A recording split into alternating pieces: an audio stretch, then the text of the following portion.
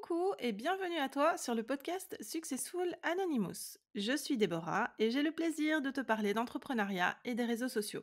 Cet épisode inaugure les formats courts que je propose sous le nom de capsules. Oui, capsules comme dans Dragon Ball. Elles ont pour objectif de traiter un sujet problématique et de le rendre aussi petit que tu pourrais donc les transporter dans ces fameuses capsules.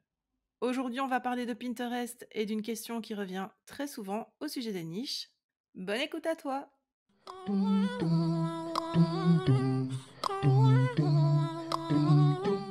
Tu sais, une des questions les plus courantes que je reçois au sujet de Pinterest, venant notamment des personnes qui souhaitent démarrer sur Pinterest et qui se demandent si c'est vraiment fait pour elles ou pas, ou des personnes qui y sont déjà et qui se demandent peut-être que j'aurais pas dû, que c'était pas la bonne stratégie pour moi ou quoi que ce soit, c'est est-ce que Pinterest fonctionnera vraiment pour ma niche?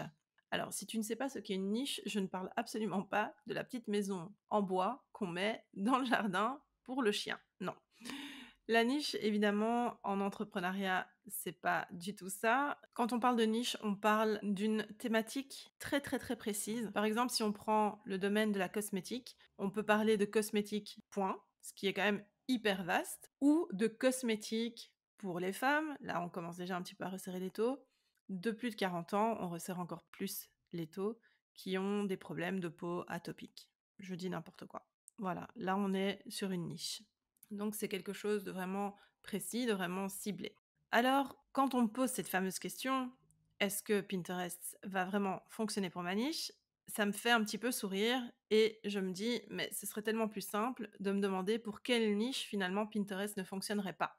Et même comme ça, j'ai beau réfléchir, je vois pas vraiment par rapport à quelle niche ou thématique Pinterest ne serait pas fonctionnel. Parce qu'après tout, quand on va sur Google, on fait des recherches sur absolument tout et on trouve absolument tout. Eh bien, Pinterest, c'est exactement la même chose, c'est un moteur de recherche, sauf que ces résultats ressortent en images et donc je ne vois pas ce qu'on ne viendrait pas chercher sur Pinterest finalement. Ceci étant dit, quand on me pose cette fameuse question et que j'ai un petit peu souri, j'ai envie de répondre que si tu te retrouves dans une des catégories suivantes, tu as très bien fait d'ouvrir un compte sur Pinterest, déjà première chose, et ce, même si tu l'as laissé à l'abandon, parce que tu peux toujours récupérer les dommages derrière. Alors je déploie mon parchemin sur Pinterest, c'est hyper intéressant de s'y retrouver quand on est assistante virtuelle, quand on vend des accessoires de mode, qu'on vend des formations en ligne, qu'on fait de l'affiliation.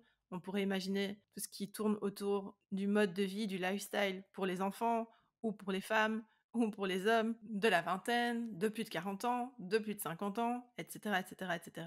Si on fait du crochet, si on est blogueuse, qu'on fait de la photographie, boutique Etsy, finances personnelles, parentalité, design d'intérieur, l'apprentissage des langues, l'apprentissage artistique, toutes sortes d'apprentissages, tous les apprentissages possibles, la santé mentale, le tourisme, le soin des animaux, le zéro déchet, que ce soit au niveau de la mode, des soins ou quoi que ce soit, le minimalisme, la nourriture dans tous ses états, vegan ou autre, coaching de vie, spiritualité, accessoires pour cheveux, coaching de remise en forme. Je pourrais continuer encore très longtemps, mais je suis obligée de m'arrêter là parce que je suis censée respecter un format court, donc je m'arrête là, mais la liste continue évidemment. Alors, il faut savoir en fait que sur Pinterest, pour développer ta marque et ton activité, ça va absolument pas dépendre de ta thématique. Parce que, comme je le disais plus tôt, sur Pinterest, toutes les thématiques sont exploitables. En fait, ta thématique, rien qu'à elle seule, est déjà un atout et un argument pour te démarquer et ressortir du lot sur Pinterest. Il ne s'agit pas non plus pour développer ta marque et ton activité sur cette plateforme de publier à outrance tous les jours, tout le temps, 24 heures sur 24, que tu le fasses en automatique ou en manuel, il est hors de question, à mon sens du moins. Je sais que certaines personnes le préconisent, mais c'est pas du tout ma vision du business. Il n'est pas question que tu passes en fait 24 heures sur 24 sur ton téléphone ou sur ton ordinateur à planifier ou à programmer des épingles. C'est pas pour ça qu'on a signé, j'ai envie de dire. Alors tu me diras si je me trompe, mais j'ai l'impression que c'est vraiment pas la raison pour laquelle tu t'es dit tiens, je vais devenir entrepreneur, je vais me lancer, j'ai envie de passer tout mon temps sur mon ordi. Je pense pas. Tu as envie de passer du temps avec tes enfants, avec ta famille, avec tes proches. En fait, tu veux optimiser ta manière de travailler et miser sur le bon cheval, comme on dit, pour travailler moins, mais mieux et avoir de meilleurs résultats. Et franchement, Pinterest, c'est la plateforme rêvée pour ça. Ceci dit, il n'y a pas de miracle par rapport à ça non plus. Pour avoir de bons résultats avec ta niche, peu importe laquelle elle est, sur Pinterest, il y a un système à mettre en place. Alors, si je te parle de tout ça avec autant de certitude, c'est pas parce que je me suis réveillée ce matin en me disant: «Tiens, je pense que sur Pinterest tout fonctionne». Non, mais depuis 2018, je gère des comptes pour des clientes, je mets en place des comptes que je ne gère plus par la suite, que je laisse, les personnes reprendre en main. Je forme des personnes à ce réseau. Depuis 2018 et en tout cas en 2018, j'étais la première à proposer ce type de service. Depuis, ça s'est répandu et c'est très bien. Mais donc, tout ce que je suis en train de te dire ici et de t'expliquer sont des choses que j'ai pu voir, tester et j'ai pu témoigner de l'efficacité de ce réseau. Donc, il faut bien comprendre une chose par rapport à Pinterest, ou deux, disons. La première, c'est qu'il y a un système à mettre en place pour travailler plus intelligemment et pas plus tout court. Pas plus fort, mais mieux. Et ce système, c'est un système qui permet à tes prospects de te trouver au lieu de courir après eux. Parce que comme je te le disais, être stratégique sur Pinterest, c'est ce qui te permettra d'obtenir plus en faisant moins mais mieux. Je vais le répéter encore et encore et encore. Mais c'est le but de tout entrepreneur de ne pas passer en fait sa vie à travailler, de toucher cette liberté, de vivre dedans finalement, de disposer de son temps comme on le souhaite, etc. Ce fameux système, il peut être propre à chaque personne, mais il repose sur des fondations, sur une stratégie de mots-clés, sur des visuels qui donnent envie de cliquer dessus pour atterrir donc justement sur les pages que tu veux mettre en avant, sur une compréhension de tes statistiques, parce que ça c'est important aussi, en fait Pinterest met à disposition toutes sortes de données qui sont hyper intéressantes, mais si tu ne sais pas comment les lire et comment les interpréter, forcément, elles vont te servir à rien du tout et tu passes à côté de quelque chose de très intéressant qui peut t'aider à chaque fois à rectifier la trajectoire. Ceci étant dit, ce système, il peut être propre à chaque personne.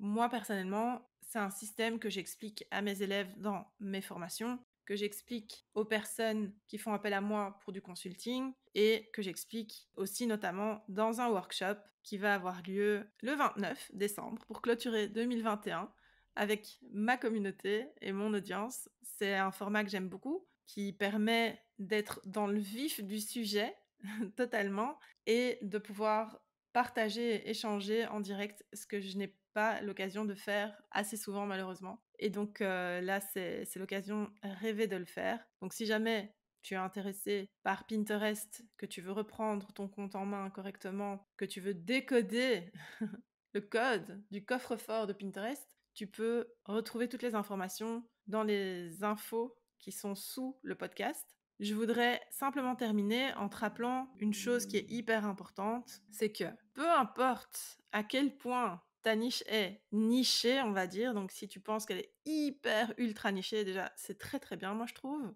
mais peu importe à quel point, oui, ta niche est nichée, je peux pas le dire autrement, il y a sur Pinterest des personnes qui sont activement en train de chercher ton contenu, de chercher quelque chose qui se rapporte à cette niche. Elles sont en train de se dire mais où est-ce que je vais trouver des épingles à épingler dans ce tableau que je viens de réaliser pour, je sais pas moi, les cosmétiques pour animaux, je ne sais pas. Elles sont en train de chercher des épingles à ajouter dans leur tableau. Elles sont en train de chercher des idées par rapport à ce que tu proposes, mais tu n'es pas là ou tu n'es pas là suffisamment et elles n'attendent que toi, en fait, ces personnes.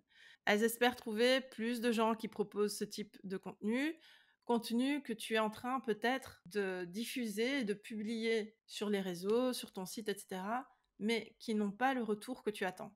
C'est vraiment dommage parce que la création de contenu, c'est quelque chose qui demande beaucoup de temps, un investissement vraiment important en ressources créatives et c'est difficile de se dire qu'effectivement, plutôt c'est frustrant de se dire qu'on fait tout ça pour si peu de résultats. Pinterest, c'est un gros, gros, gros booster de trafic. Quand on est sur Pinterest, on peut pas, quand on propose des prestations sur Pinterest, ou quoi que ce soit sur Pinterest, on peut pas promettre plus de ventes ou un CA qui va être décuplé. Ça, c'est pas une promesse qu'on peut faire, mais on peut promettre beaucoup plus de trafic. Après, ce qui concerne le passage à l'action d'un visiteur, le fait qu'il va acheter et donc le fait que ton CA va augmenter, ça, c'est une responsabilité qui t'appartient. C'est toi qui dois rendre tes produits attractifs. Mais en tout cas, donne-leur déjà l'opportunité de faire leurs preuves en apportant et en amenant beaucoup de monde jusqu'à eux. Les pauvres, ils s'attendent qu'on vienne les découvrir. Donc voilà, pour répondre à cette fameuse question, est-ce que Pinterest va fonctionner pour ma niche? La réponse est clairement oui. On va dire à 99,9%. Le 0,1%, c'est celui auquel je ne suis pas en train de penser et qui ne me vient pas en tête et dont je n'ai même pas connaissance de l'existence. Mais vraiment, oui, Pinterest, ça vaut le coup si tu es une commerçante, une e-commerçante, si tu proposes des prestations de services, si tu proposes des accompagnements, si tu proposes des produits réalisés de façon artisanale, etc. Bref, pour tout, je ne vais pas me répéter.